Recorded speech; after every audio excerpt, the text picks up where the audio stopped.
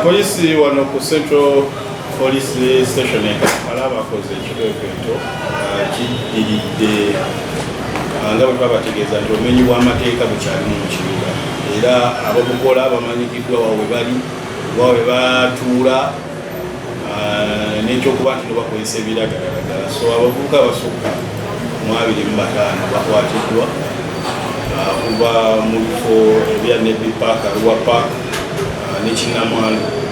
So tugenda batusunsulamu naye nga kuliko abo nga 10 mu abo abakwate bwe tubadde tuyigira ddala ensonga y'okukuba abantu obutayimba n'okubba amasimu. Tujja batubatwala mu kooti bikola ebyokwenyigira mu bubbi n'okubeera n'ebiragalalagala.